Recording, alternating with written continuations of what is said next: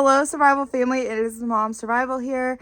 There is a lot going on that is not being covered by the media, and I just kind of wanted to take a second and talk about a few things. So I'm not going to touch too much on the news of the train crashes because I'm sure by now y'all have heard about them. They're starting to actually become more in the news, but the fact of the matter is that those people that are living in those areas are deeply affected by this. They don't have water that they can drink right now. You know, they have acid rain falling on their house, and our government is telling them nothing's wrong.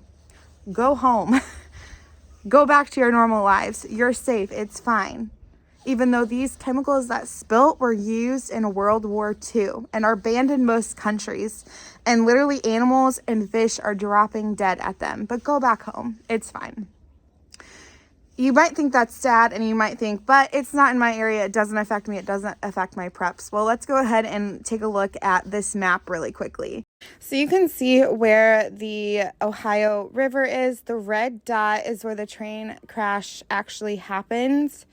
Then we have the Tennessee River, the lower Mississippi, the Arkansas River, the upper Mississippi, and the Missouri River. And what all these have in common is that they are all connected to this Ohio River.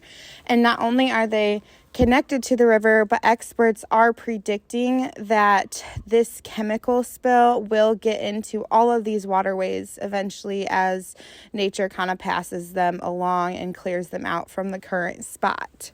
So although it might not reach your area as toxic as what it is when it first happened, you more than likely are going to be touched in some way by these chemicals, whether it be in your drinking water, in your land, around your animals.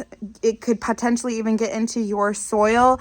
That's another thing is Ohio has a lot of farmland. They have a lot of dirt that they transport to certain areas. As far as, Tennessee, possibly even further. I know a lot of people source out their dirt. So even though you might think that you're safe from this happening, you could potentially buy dirt at a store and not even know that it came from Ohio. So it's not just this area. It's not just affecting the people in that town. It's going to touch you. And so make sure that you're taking proper precaution for that. Make sure you're testing your soil. Make sure you're testing your water.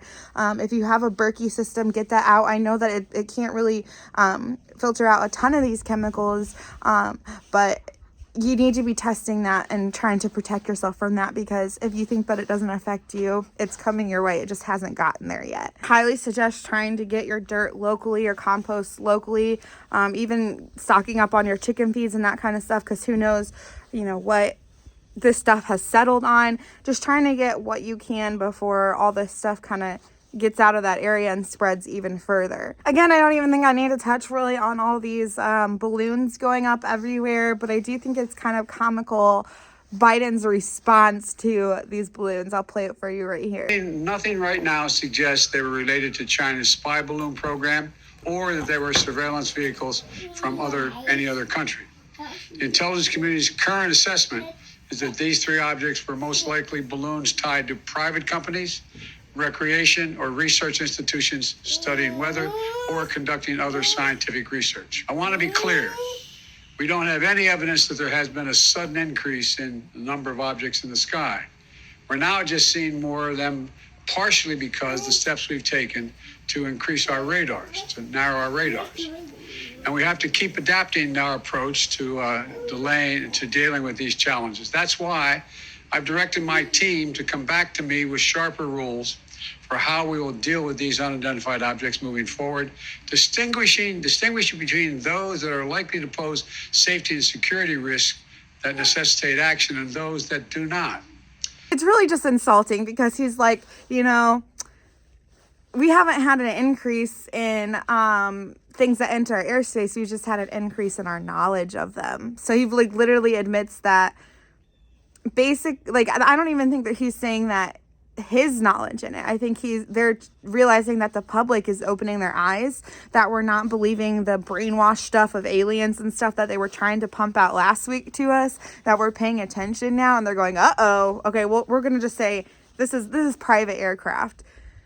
My question is, then, or to him, my next question would be, well, you know, aren't all aircrafts logged? Don't they have to ask permission to enter our airspace? So how in the world did you not know what these things were? And then also used a $500,000 missile to shoot them down. If they weren't an enemy something, if they weren't part of, you know, another country, then why were you so worried that you would use this missile to shoot them down?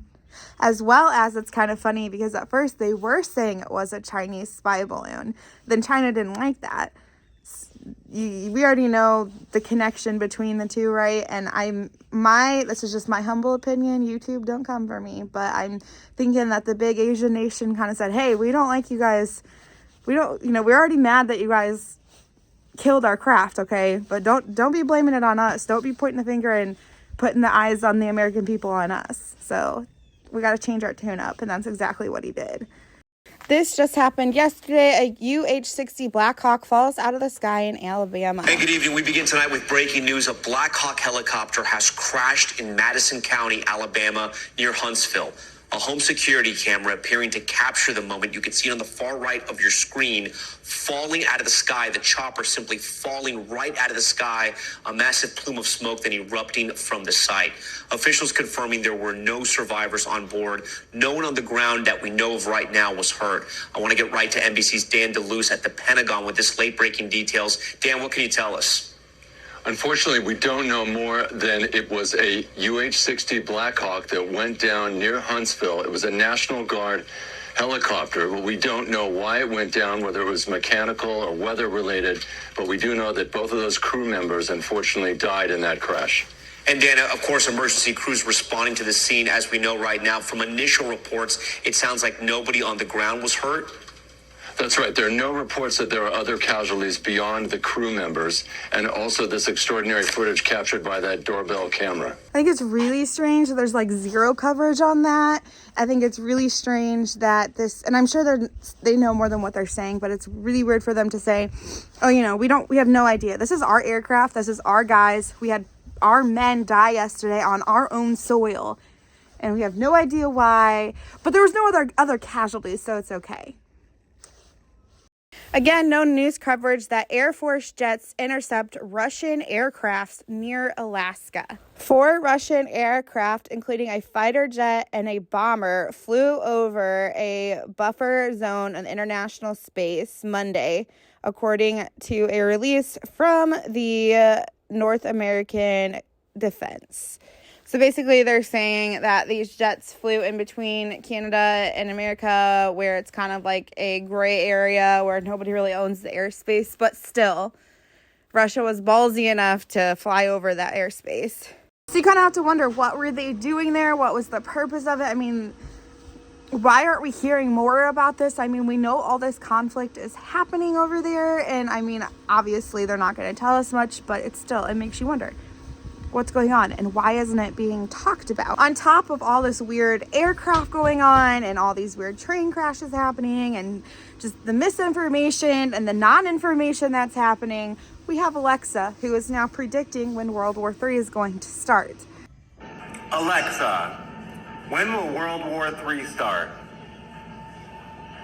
World War III starts on November 23rd, 2023 at 6:05 p.m. when Russia launches an attack against Germany.